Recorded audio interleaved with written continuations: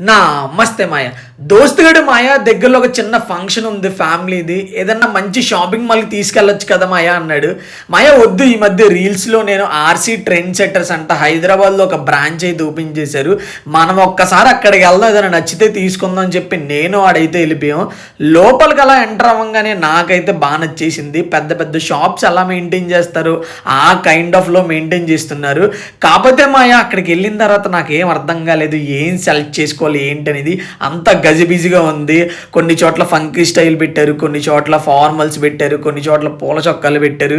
అసలు ఏం అర్థం కాలేదు. బట్ నేనైతే అలా చూస్తూ చూస్తూ కొన్ని ఐటమ్స్ అయితే సెలెక్ట్ చేశాను.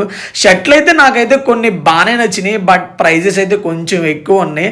సరే మనం అయితే ట్రైల్ వేసుకుందాం, మనకి ఎలా ఉంటుంది ఏంటి అని సెట్ అయిద్దా లేదని చెక్ చేశాను.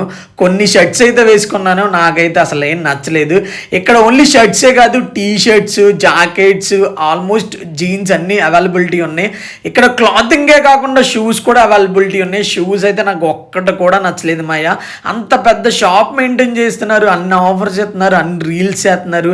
కొంచెం స్టాక్ కూడా మనకి తగ్గట్టు పెట్టుకుంటే బాగుండు అనిపించేది, ఎందుకంటే ఆల్మోస్ట్ అన్ని ఫంకీ స్టైల్సే ఉన్నాయి. షూస్ కూడా ఆల్మోస్ట్ 2000 3000 కాస్ట్ చెప్తున్నారు. దానికి మంచి మంచి బ్రాండ్లే వచ్చేస్తాయి కదా మాయ, దీనికి అంత అల్లాల్సిన అవసరం అయితే లేదు. ఇక్కడ చైన్స్ కూడా అవైలబిలిటీ ఉంది. అది మాయ ఆర్సీ ట్రెండ్స్ నా ఎక్స్పీరియన్స్. నాకైతే ఏం నచ్చలేదు, నేను ఏం తీసుకోలేదు కూడా. వాళ్ళు చేస్తున్న పబ్లిసిటీకి అక్కడ ఉన్న స్టఫ్కి నాకైతే ఏం పొంతం అనిపించలేదు.